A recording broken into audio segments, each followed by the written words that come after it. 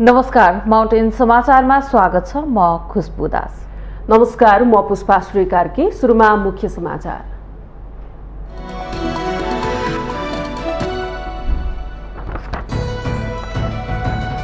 जनअपेक्षा अनुसार काम गर्न मन्त्री तथा सचिवहरूलाई प्रधानमन्त्री देउवाको निर्देशन। विकास र निर्माणको कामलाई तीव्रता दिने गरी बजेट परिचालन गर्न अर्थ मन्त्रालयलाई आदेश। सभापति शेरबहादुर देउवाले बिना मापदण्ड केन्द्रीय सदस्यहरू मनोनित गरेको कांग्रेस नेता डाक्टर शेखर कोइरालाको आरोप। आग्रह पूर्वाग्रहले पार्टीमा दुर्घटना हुन सक्ने चेतावनी। देशको सभ्यता, इतिहास र संस्कृति जोगाउन जरुरी रहेको एमाले अध्यक्ष केपी ओलीको भनाई। सभ्यता र संस्कृतिको विकास र संरक्षणमा लाग्नेलाई साथ दिने प्रतिबद्धता। नेपाली राजनीतिमा समस्या देखाउँदै विकल्प खोज्ने नाउँमा गठन भएका साना दलहरू वैचारिक विचलन तथा आन्तरिक द्वन्द्वको शिकार। राजनीतिप्रति जनताको वितृष्णा बढ्दै। 72 सालको भूकम्पले भत्काएका घरहरूको पुनर्निर्माण हुँदा लाभग्राहीहरू खुसी।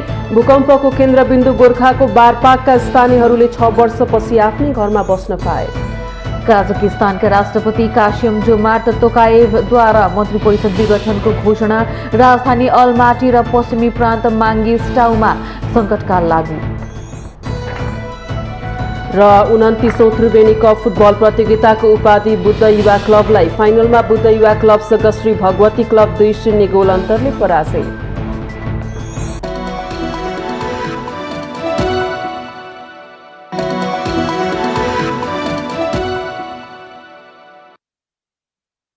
अब समाचार विस्तारमा।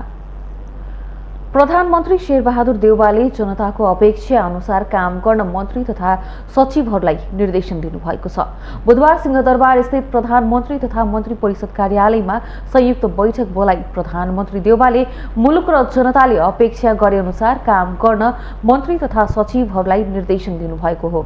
उहाँले मुलुकको विकास र निर्माणको कामलाई तीव्रता दिने गरी बजेट परिचालन गर्न पनि अर्थ मन्त्रालयलाई सचेत गराउनुभयो। प्रधानमन्त्री देउवाले जनताको जीवन रक्षाका निम्ति पनि उत्तिकै चनाखो भएर लाग्न मन्त्री तथा सचिवहरूलाई सचेत गराउनु भएको सञ्चार तथा सूचना प्रविधि मन्त्री ज्ञानेन्द्र बहादुर कार्कीले जानकारी दिनुभयो।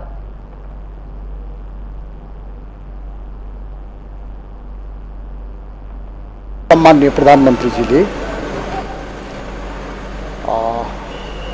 मन्त्री र सचिवहरूको संयुक्त बैठकलाई निर्देशन दिएर मुलुकको विकास र सरकारले दिनुपर्ने जुन सेवा सुविधाहरू त्यसलाई तीव्रताका साथ अगाडि बढाउने र जनताको जीवन रक्षाका निमित्त सरकार चनाखो हुने र विकास र निर्माणलाई पनि तीव्रताका साथ अगाडि बढाउनका निमित्त सबै मन्त्री सबै सचिवहरूलाई निर्देशन चाहिँ दिनुभएको छ।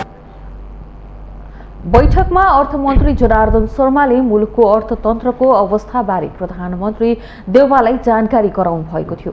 प्रधानमन्त्री देउवाले ती समस्या समाधान गरेर सेवाको कामलाई रफ्तारमा अघि बढाउनु पर्ने बताउनु भएको थियो।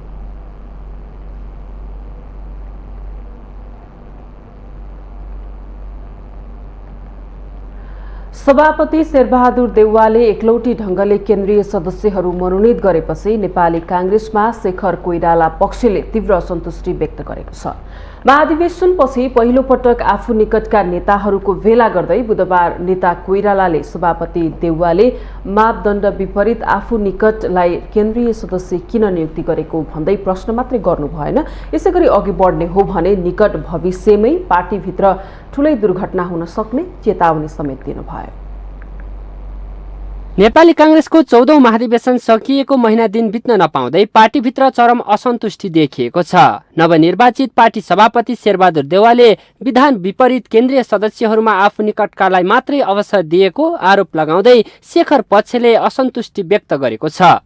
नेता शेखर कोइरालाले बुधबार आफू निकट नेताहरूसँग 4 बुँदे धारणा राख्दै सभापतिको एकलौटी निर्णयको आलोचना मात्रै गर्नु भएन, विधि र विधान बाहिर गएर गरिने सबै कामहरू बन्द गर्न देउवालाई सचेत गराउनु भयो। यसरी नै मनोमानी गरी अघि बढ्ने हो भने पार्टीमा ठूलो दुर्घटना निम्तिने चेतावनी समेत कोइरालाले दिनुभयो। सभापतिज्यूले केही साथीहरूलाई केन्द्रीय सदस्यमा नियुक्ति गर्नु भएको छ। नियुक्ति पाउनु भएका सबै साथीहरू सक्षम र योग्य हुनुहुन्छ। मापदण्ड बनाएर उहाँहरूले काम गर्नुभएको हो भन्ने प्रश्न हामी जान्न चाहन्छौँ। यो कुरा पार्टीमा न्यायोचित अवसरको वितरण र व्यवस्थापन हुन जरुरी छ। नभए कार्यकर्ता किन नेपाली कांग्रेसमा बस्ने भन्ने प्रश्न उठ्न सक्छ। को लाइक र डिसलाइकबाट व्यक्तिको छनौट भए पार्टीमा दुर्घटना हुन सक्छ भन्ने कुरा तपाईहरुको माझमा राख्न चाहन्छु।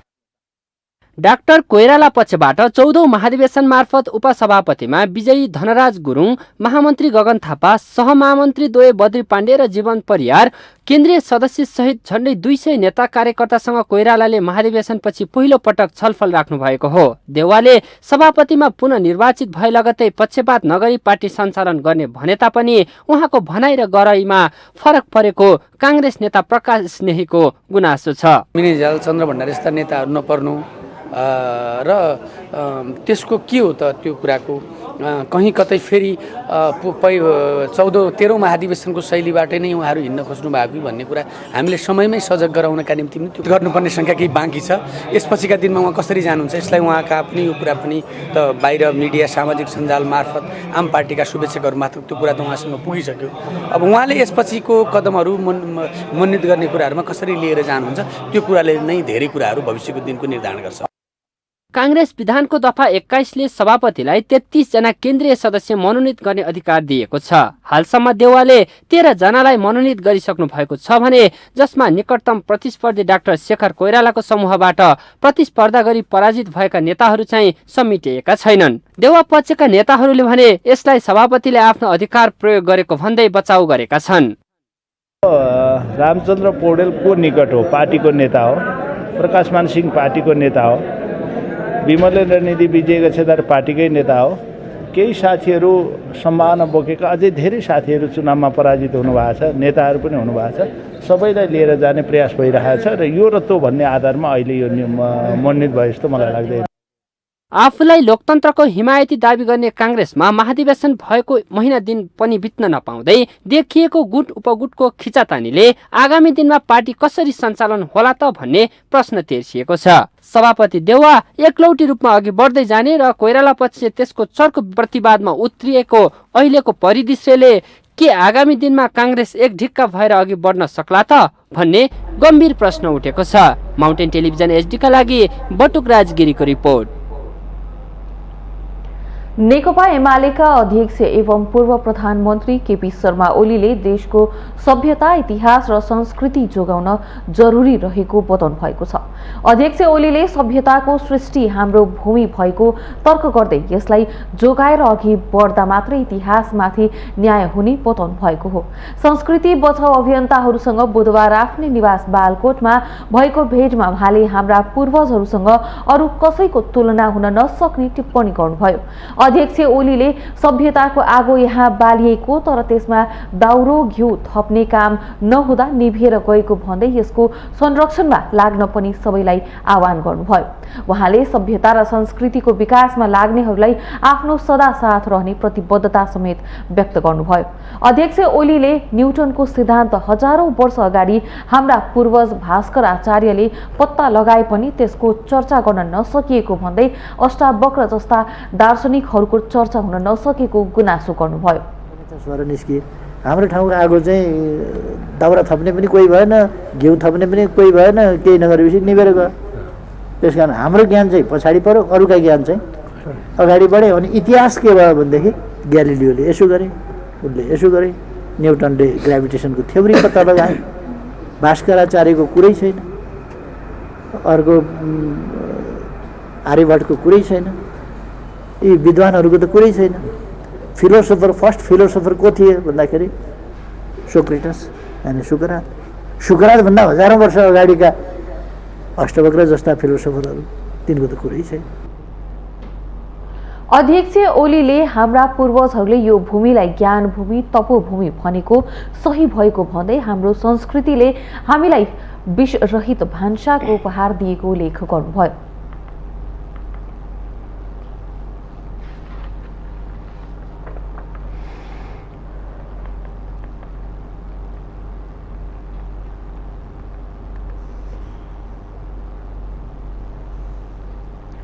राष्ट्रपति विद्यादेवी भण्डारीले विद्यालय शिक्षामा ठूलो सुधारको आवश्यकता औल्याउनु भएको छ। सुदूरपश्चिमबाट तालिमका लागि काठमाडौँ आएका प्रतिनिधिहरूसँग बुधबार भएको भेटघाटमा राष्ट्रपति भण्डारीले विद्यालय शिक्षामा सुधार गर्नुपर्ने विचार राख्नु भएको हो। सरकारी विद्यालयमा पूर्वाधारहरू कमजोर रहेको र गुणस्तरीय शिक्षा र शिक्षकहरूको वृत्ति तथा तालिमको समस्या रहेकाले त्यसलाई समाधान गर्दै लैजानुपर्ने बताउँदै उहाँले विद्यालयमा सुशिक्षा दिएमा मात्रै विकृतिका चाङहरू न्यूनीकरण गर्न सकिने भनाइ राख्नु भएको छ। कसरी समर्थन कसरी बढीभन्दा बढी समर्थन अहिले 35-36 हजार स्कुलहरू छन्।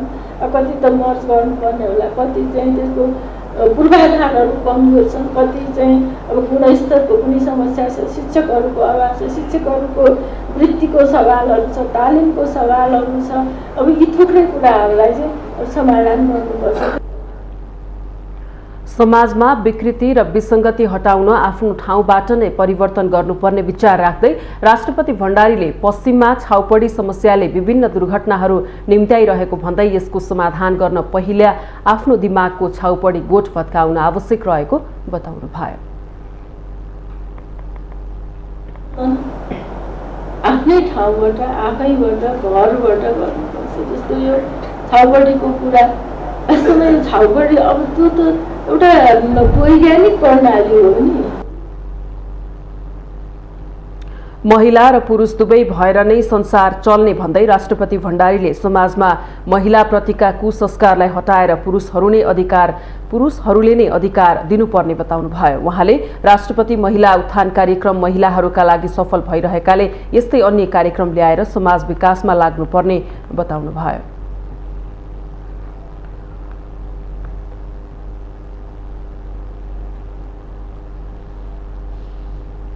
पूर्व राष्ट्रपति डाक्टर रामवरण यादवले नेपालको कृषि, जलविद्युत र पर्यटन क्षेत्रमा लगानी गर्न गैर आवासीय नेपालीहरूलाई आग्रह गर्नुभएको छ।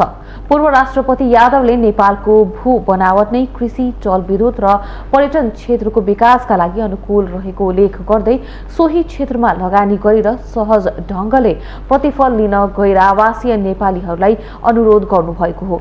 बुधबार आइडिया फर नेपालले काठमाडौँमा आयोजना गरेको कार्यक्रममा उहाँले नेपालको स्रोत आधार अनुसारको क्षेत्रमा लगानी गर्दा उपयुक्त हुने बताउनुभयो। यादवले नेपालको प्रकृति मैत्री क्षेत्रमा लगानी गरेर नेपालीहरूलाई स्वदेशमै रोजगार बनाउन सहयोग गरिरहेको भन्दै पनि प्रशंसा गर्नुभयो।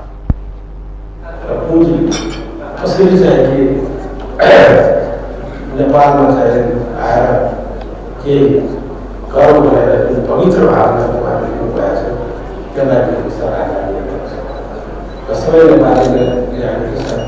तपाईँहरूको सराहनीय पवित्र कामको लागि धन्यवाद पनि दिनुपर्छ। पूर्व राष्ट्रपति यादवले प्रकृति मैत्री क्षेत्रमा लगानी गर्दा वातावरणमा समेत प्रतिकूल असर नपर्ने सुझाव समेत दिनुभयो।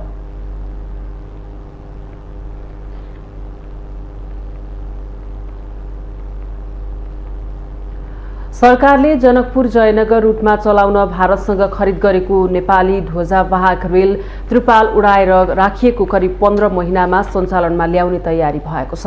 भौतिक पूर्वाधार तथा यातायात मन्त्रालयले भारतको जयनगरदेखि धनुषाको कुर्थासम्मको 34 किलोमिटर रेल सेवा सञ्चालनको अन्तिम तयारी भएको बताएको हो।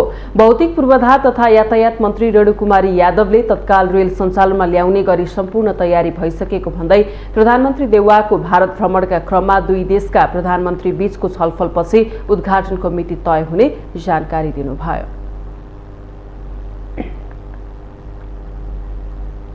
प्रक्रिया जुन सचिवजी भन्नुभयो त्यो हामी अगाडि बढाइसक्यौँ। सारा कुरा हाम्रो तयारी हो। भोलिदेखि हाम्रो चाहिँ ट्रेन पनि हुँदैछ।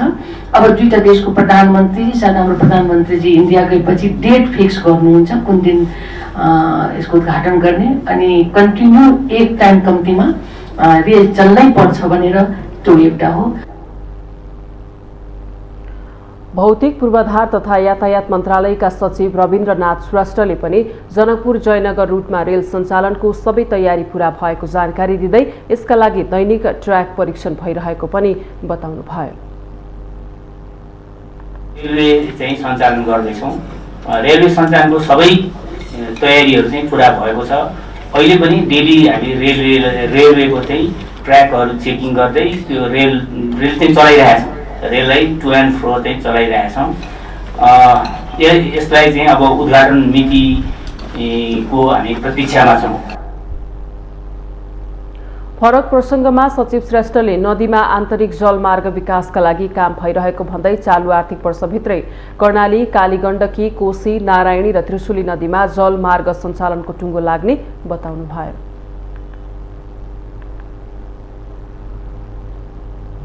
माउन्टेन समाचारमा पालो भएको छ विश्रामको।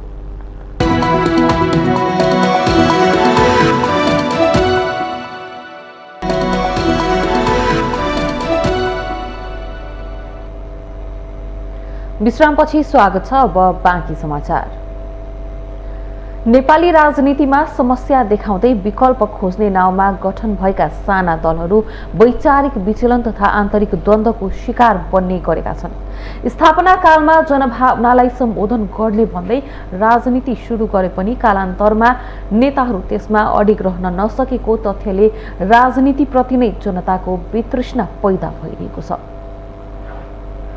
नेपालमा वैकल्पिक शक्ति बन्ने तथा राजनीतिक पृथकता दिने भन्दै उदाउने साना राजनीतिक दलहरू अक्सर विलय हुने गरेका छन्। साना दलहरूको भविष्य या त तुलनात्मक रूपमा ठूला मानिने दलमा विलय हुने वा सैद्धान्तिक विचलन भोगी अस्तित्व गुमाउने अवस्थामा पुग्ने गरेको छ। वैकल्पिक प्रजातान्त्रिक शक्तिका रूपमा स्थापित गराउने भन्दै पूर्व प्रधानमन्त्री बाबुराम भट्टराईले तत्कालीन माओवादी केन्द्रबाट अलग भएर नयाँ शक्ति पार्टी खोल्नुभयो। तर बाबुरामले आफ्नो पार्टीलाई मधेस केन्द्रित जसपामा समाहित गर्नुभयो। जसपा पनि अहिले दुई धारमा विभाजित भइसकेको छ। पूर्व पञ्चहरूको बाहुल्य रहेको राष्ट्रिय प्रजातन्त्र पार्टीले विभिन्न नाममा जुड्दै फुट्दै गरेर आफूलाई वैकल्पिक शक्तिका रूपमा विकास गर्ने दाबी गर्दै आएको छ। तर एमाले, कांग्रेस तथा माओवादीको विकल्प भने हुन सकेको छैन। अधिवेशनबाट नयाँ नेतृत्व पाएको राप्रपाले अब जनताको विश्वास जित्ने दाबी गरिरहे पनि राष्ट्रिय दलकै मान्यता पाउन उसलाई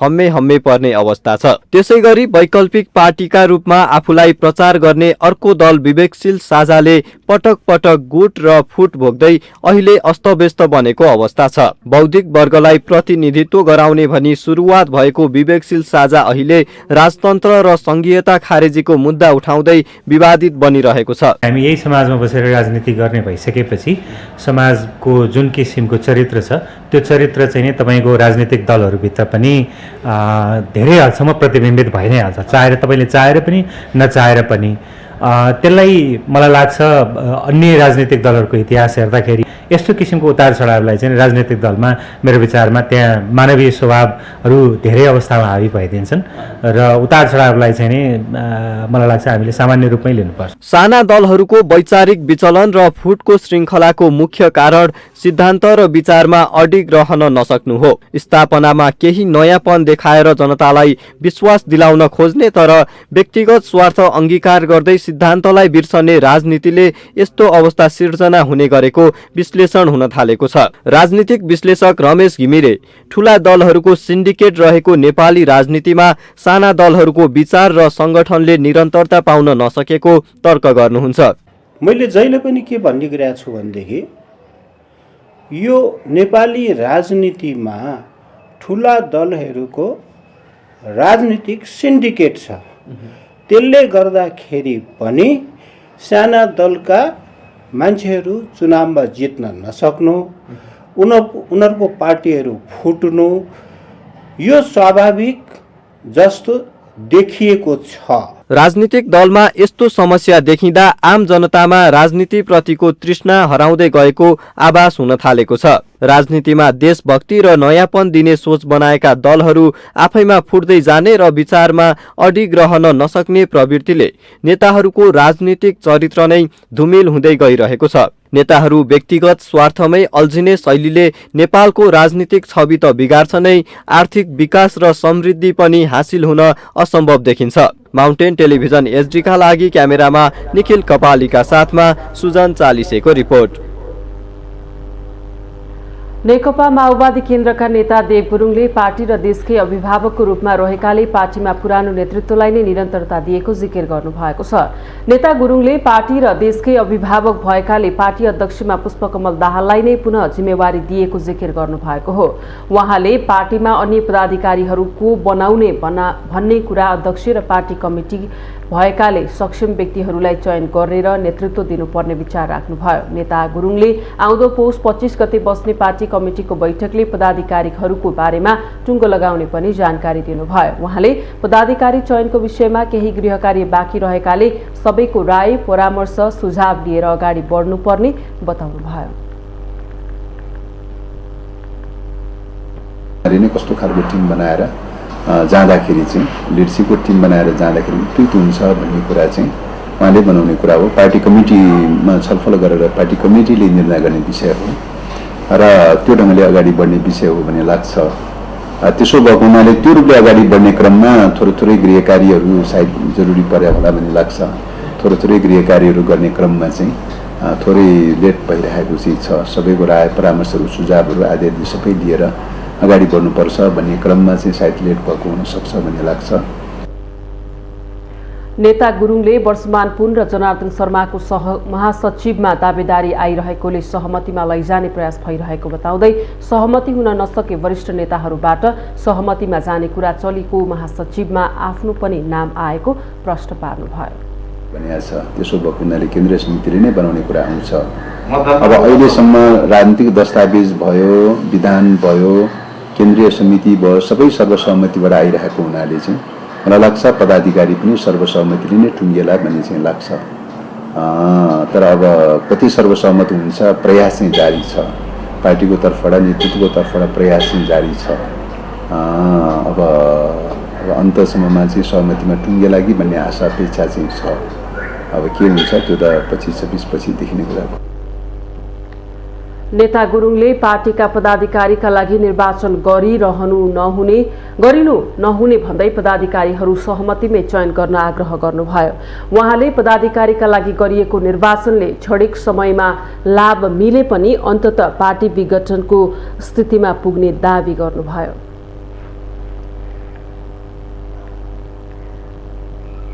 गण्डकी प्रदेशका मुख्यमन्त्री कृष्णचन्द्र नेपाली पोखरेलले संविधानले दिएको अधिकार बाँडफाँडको विषयमा केन्द्र र प्रदेश सरकार बीच विवाद देखिएको बताउनु भएको छ।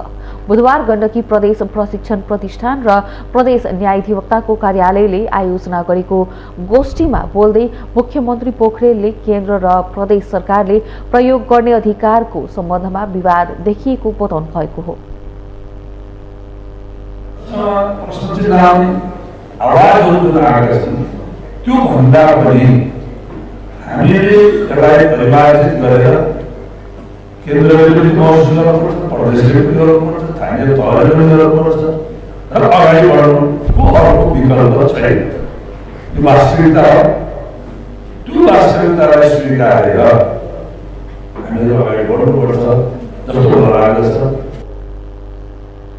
मुख्यमन्त्री पोखरेलले संघीयताको मुख्य उपलब्धि नै प्रदेश भएकाले प्रदेश सरकारलाई सक्षम बनाउनु पर्ने बताउँदै संघीय सरकारले केन्द्रमा धेरै र प्रदेश तथा स्थानीय सरकारमा कम बजेट छुट्याउने गरेको आरोप लगाउनुभयो।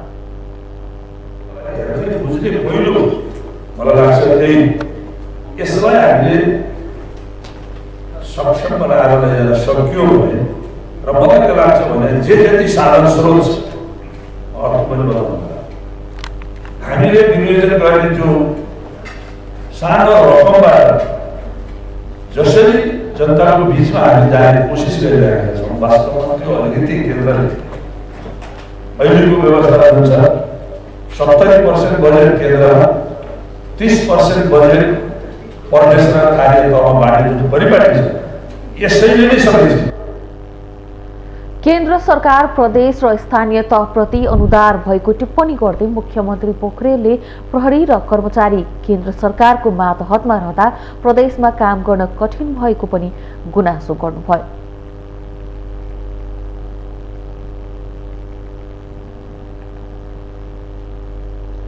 घरेलु हिंसाबाट ज्यान गुमाएका नकुनी धोबी र निर्मला कुर्मीको न्याय माग्दै राजधानीको माइती घरमा आमरण अनसन बसेका महिला अधिकार कर्मीहरूले अनसन तोडेका छन्।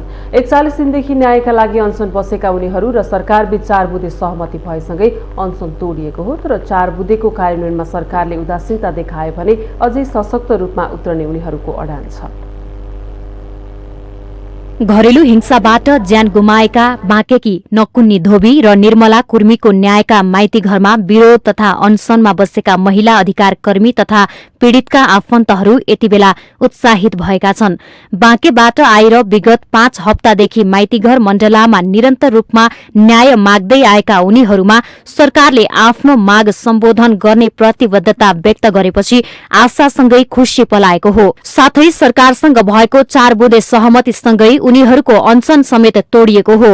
4 बुँदेमा केन्द्रीय अनुसन्धान ब्यूरो मार्फत घटनाको अनुसन्धान गरिने, जाहेरीकर्ता तथा आन्दोलनमा सहभागी भएकाहरूको जीवन रक्षाको सुनिश्चितता गर्ने लगायतका बुँदा उल्लेख रहेको र सरकारले त्यो पूरा गर्ने आशा आफूहरूमा रहेको महिला अधिकार कर्मी रुबी खानको भनाइ छ। सहमति हाम्रो 4 बुँदे सहमति भएको छ, जसमा हामीले मागहरू राखेका थियौं। जस्तो 1 नम्बरमा हामीले सीआईबी सहितको विज्ञ टोली तत्काल पठाउनु पर्यो, जसले चाहिँ गएर निर्मला कुर्मीको जुन घटना छ त्यसमा सुरुदेखि अनुसन्धान गर्नुहुन्छ। त्यसमा उहाँहरू सहमत, गृह मन्त्रालय सहमत भयो।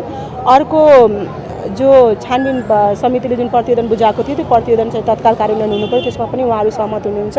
केही प्रक्रिया उहाँहरूले चाहिँ सुरु पनि गरिसक्नु भएको भनेर उहाँले चाहिँ भन्नुभयो र हामीलाई त्यो प्रमाण पनि देखाउनु भयो। तेस्रोमा चाहिँ हाम्रो जो आन्दोलनकारीहरू हुनुहुन्छ उहाँहरूको चाहिँ सुरक्षाको प्रत्याभूतिको कुरा थियो, त्यसमा पनि उहाँहरू सहमत हुनुभयो। र चौथो चाहिँ अहिले हामीले जुन यो धरना र आमरण अनसन जुन गरिरहेका थियौँ त्यसमा चाहिँ अब यो हाम्रो माग पूरा भइसकेपछि यसलाई तत्काल स्थगित गर्नुपर्छ भन्ने कुरा सहमति। पहिलो चरणको आन्दोलनले सफलता नपाएपछि दोस्रो चरणको आन्दोलन बसेका उनीहरू यो पटक भने न्याय पाउनेमा आशा व्यक्त गरेका छन्। अब पनि न्याय नपाएमा अथवा विलम्ब भएमा पुनः आमरण आन्दोलनमा जाने उनीहरूको प्रतिबद्धता छ। जुन अहिले दोस्रो चरणको आन्दोलन स्थगित भई र रुबी खानको पनि अनसन तोडिएको थियो। हजुर फेरि पनि हामी न्याय पाइनौँ भने होइन, फेरि स्थानीय स्तरमा गर्छौँ नि, स्थानीय स्तरमा न्याय पाइनौँ भने हामी केन्द्रीय स्तरमा पनि आएर हामी त्यो आन्दोलनको रूपै फेरि नै हामी कडा तरिकाले आन्दोलन गर्नेछौँ। न्याय पाउनका लागि लामो समयसँग आन्दोलित हुनुपर्ने विडम्बना देशमा भए पनि सरकारले न्याय दिने आश्वासन आफैमा सकारात्मक कुरा भएको, तर न्याय खोज्नकै लागि धरना र अनसन बस्नुपर्ने अवस्था भने निकै लाजमर्दो रहेको अधिकार कर्मी मोहना अन्सारीको भनाइ छ। लामो संघर्षपछि भए पनि धोबी र कुर्मीले न्याय पाउनेमा भने आफू खुशी रहेको उहाँको भनाइ छ। नेपालमा दिनहुँ महिला हिंसाका घटनाहरू हुन्छन्। यसरी ग्रामीण भेगबाट महिला आउनु भनेको आफैमा एउटा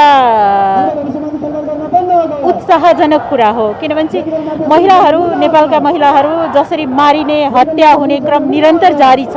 त्यसमा पहिलो पटक होला सायद यसरी ग्रामीण भेगका महिला आफ्नो मुद्दाको लागि आफै उठे। निर्मला कुर्मी तथा नकुन्नी धोबीको हत्या नै भएको भन्ने कुरा लगभग प्रमाणित नै भइसकेको छ। निर्मला कुर्मीमाथि भएका दुर्व्यवहार र कुटपिटका बारेमा प्रशस्त प्रमाणहरू हुँदा पनि प्रदेश सरकार तथा स्थानीय सरकारले मुखामुख गरेर बसेको अवस्थामा सरकारसँग भएको सहमतिपछि भने पीडित परिवारमा केही आशा पलाएको छ। माउन्टेन टेलिभिजन एचडीका लागि क्यामेरामा अमर रावतका साथ बिन्दु अधिकारीको रिपोर्ट। माउन्टेन समाचारमा पालो भएको छ विश्रामको।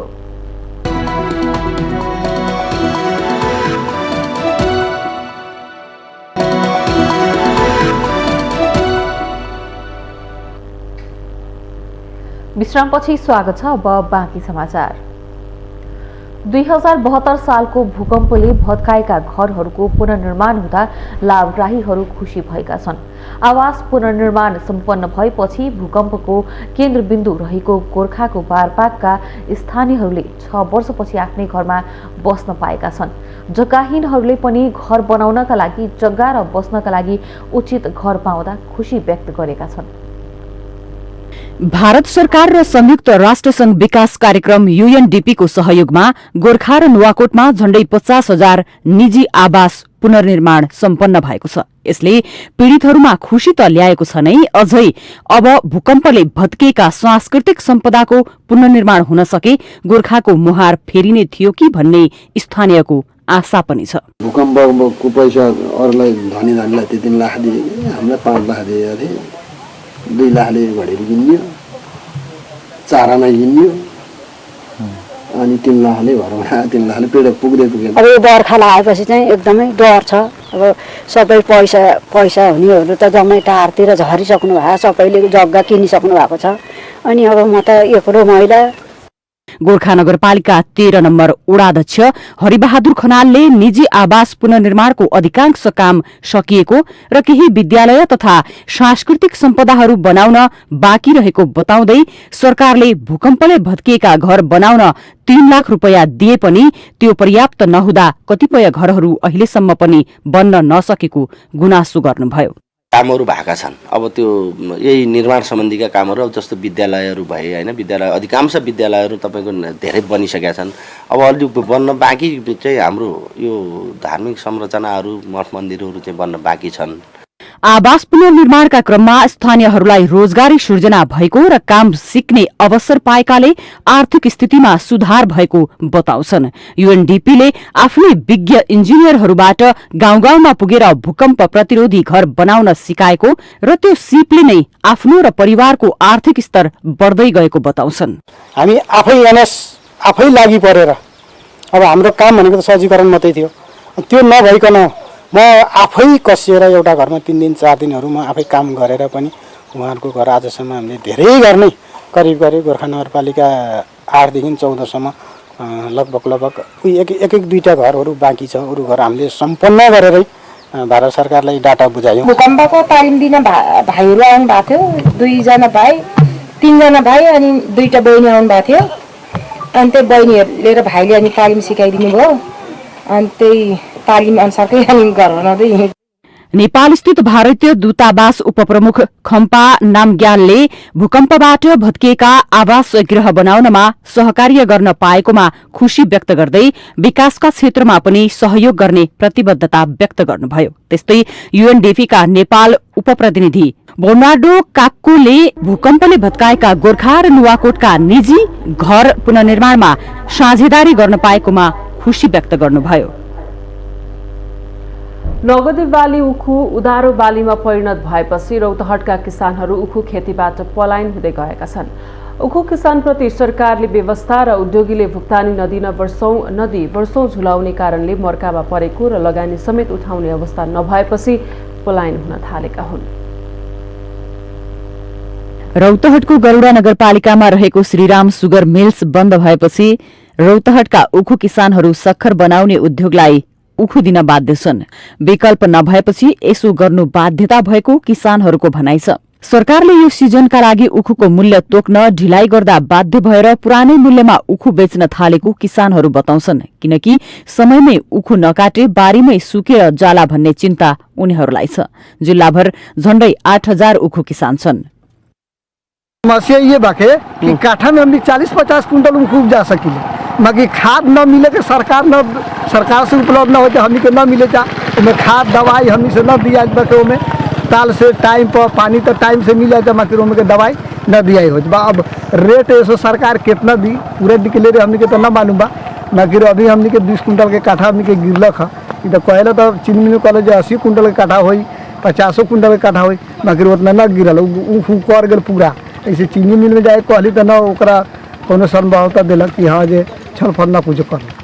1 बिघा जग्गामा उखु खेती गर्न 60 देखि 70 हजार रुपैयाँ खर्च लाग्ने गरेको, तर समयमा मल बिउ पनि नपाइने अनि उत्पादित उखुले समयमै पैसा नपाउँदा जग्गा बेचेर साहुको कर्जा चुकाउनु परेको विडम्बनाबाट आक्रान्त भइसकेको गढीमाई नगरपालिकाका अगुवा किसानले दुखेसो पोखे।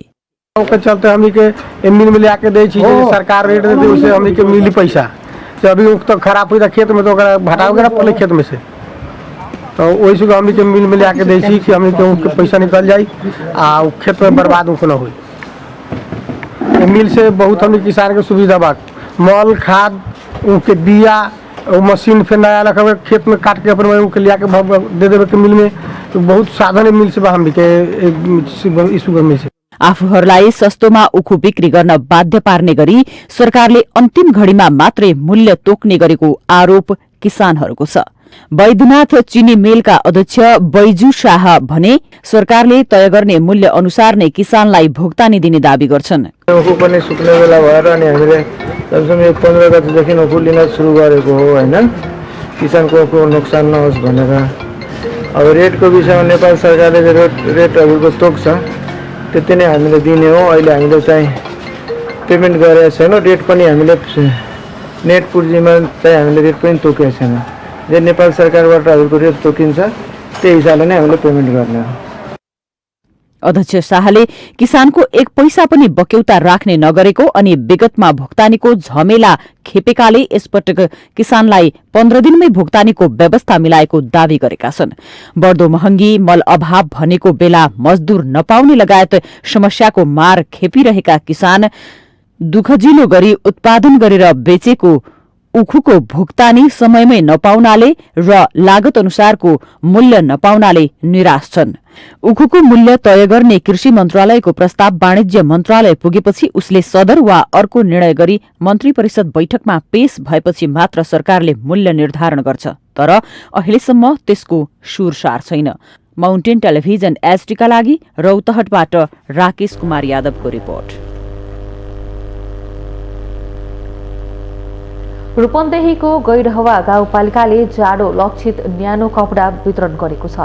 गाउँपालिकाको 8 नम्बर वार्डमा स्वेटर लगायतका न्याना कपडा वितरण गरिएको हो। त्यस क्रममा गाउँपालिकाका अध्यक्ष बच्चुलाल केवटले ज्येष्ठ नागरिक, अपाङ्ग, एकल महिला लगायतलाई न्यानो कपडा उपहार स्वरूप पालिकाभरि नै वितरण गरिएको बताउनुभयो।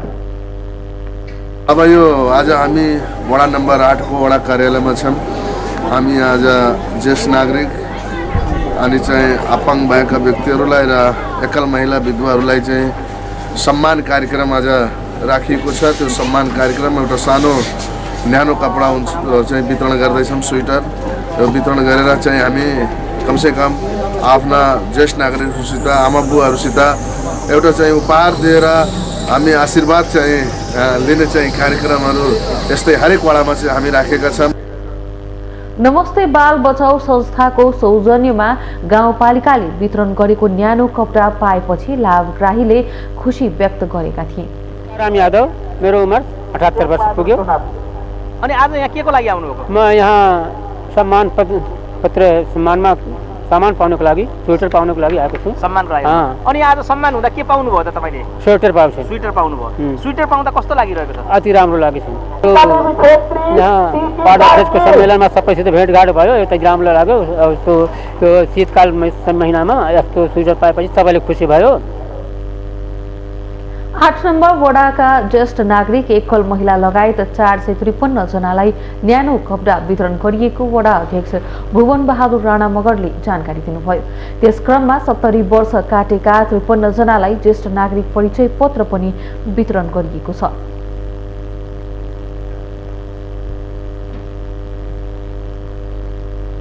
हामीसँग आर्थिक, अन्तर्राष्ट्रिय र खेल समाचार बाँकी नै छन्। माउन्टेन समाचारमा पालो भएको छ विश्रामको।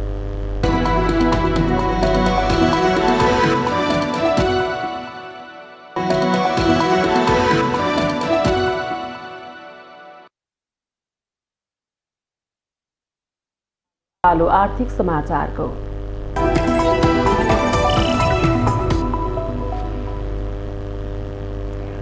तीन दिन यता लगातार बढेको शेयर बजार परिसूचक नेप्से परिसूचक बुधबार दोहोरो अङ्कले घटेको छ।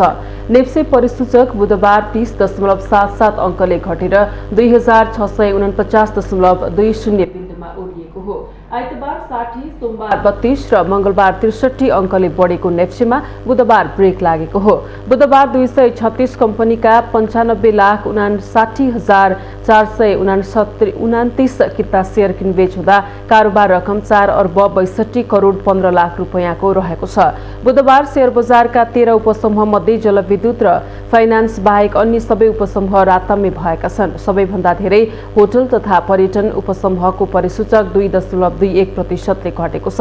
नेप्सीमा गिरावट आए पनि मध्य भोटेकोशी जलविद्युत कम्पनीको शेयर मूल्य 9.96%ले बढेर प्रति किता 214 रुपैयाँ 20 पैसा पुगेको छ।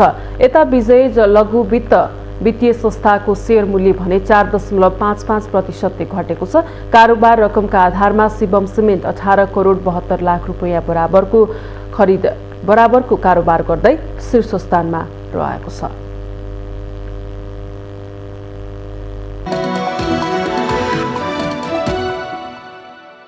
हामी माउन्टेन समाचारको अन्त्यमा छौं। मुख्य समाचार पुनः एकपटक।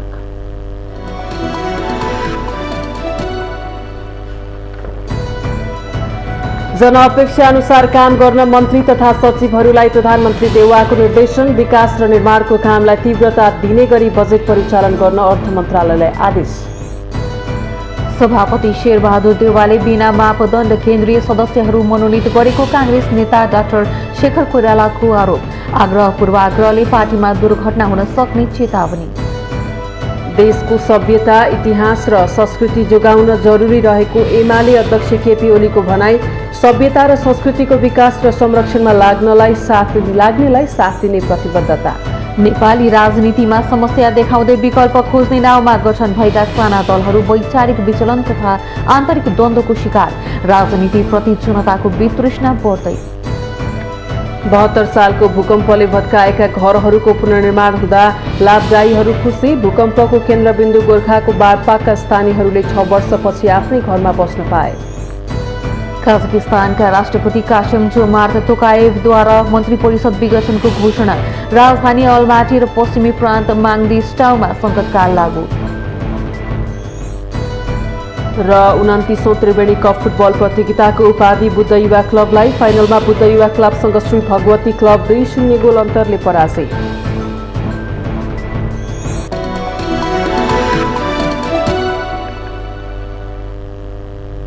माउन्टेन समाचार अहिलेलाई सकियो। सत्य, तथ्य र निष्पक्ष समाचारका लागि हेर्दै रहनुहोला माउन्टेन टेलिभिजन HD। नमस्कार।